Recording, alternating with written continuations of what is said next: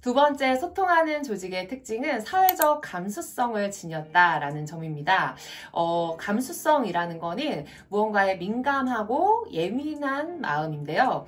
우리가 타인의 입장에서 상대를 이해하고 또 상대가 느끼는 희노애락의 다양한 감정을 공감하고 존중하는 게 바로 사회적 감수성을 지녔다라고 할 수 있는데요.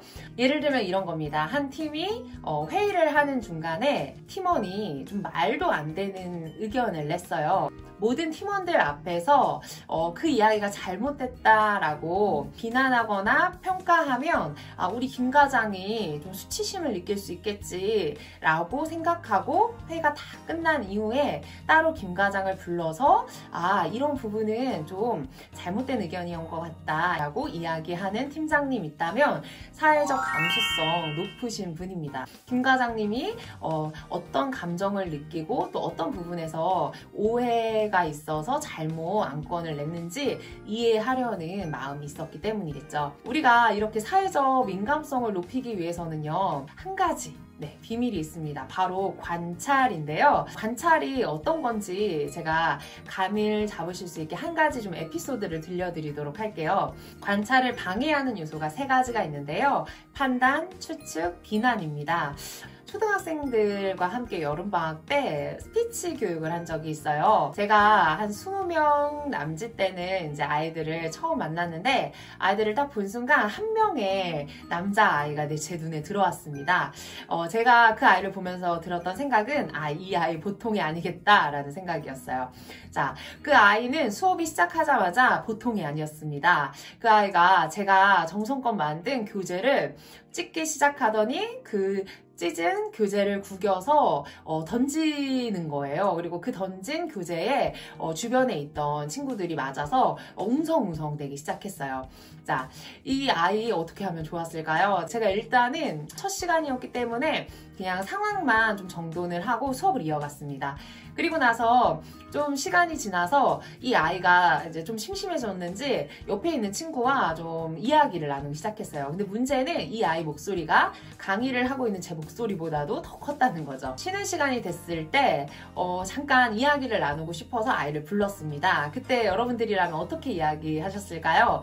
제가 그 아이에게 이렇게 먼저 이야기를 했어요. 세정아, 아까 선생님이 보니까 너가 교재를 찢어서 구겨서 던지는 걸 선생님이 봤어. 그리고 옆에 있는 친구와 이야기하는 소리를 선생님이 들었어 라고 이야기를 했습니다. 제가 보고 들은 사실을 있는 그대로 이야기를 하는 거죠. 이거는 관찰입니다. 제가 이 아이를 판단이나 추측이나 비난하지 않고 있는 그대로 보기로 결정한 거거든요.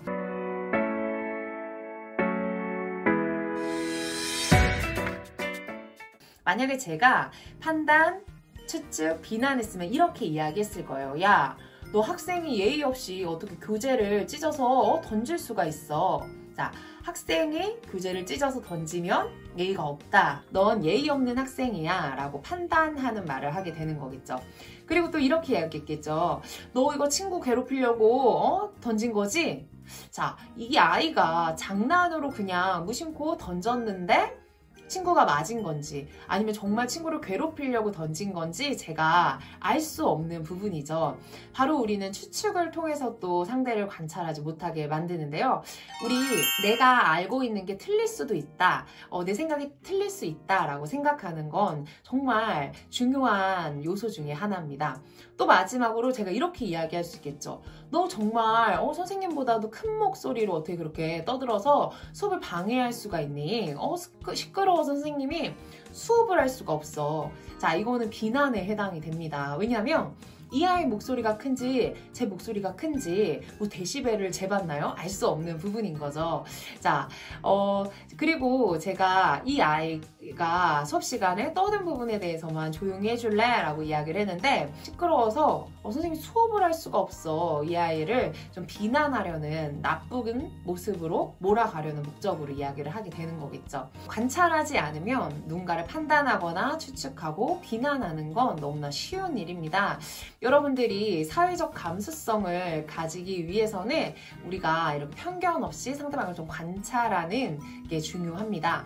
그래서 제가 오늘 영상 마무리하면서 형광펜 여러분들에게 한 가지 과제를 내드리려고 합니다. 여러분, 여러분들 주변에 나에게 고집불통 그리고 스트레스를 주는 사람 한 명 이상 있으시죠?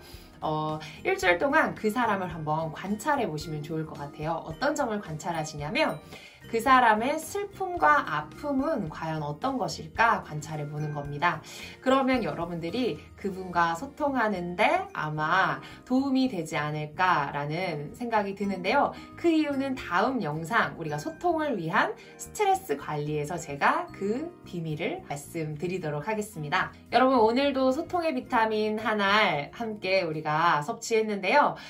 우리 완벽한 팀이 가지고 있는 비밀은 심리적 안정감이라고 말씀드렸습니다. 그 안정감을 우리가 느끼기 위해서는 모두가 동등한 발언권과 사회적 감수성 가져야 된다고 말씀드렸습니다.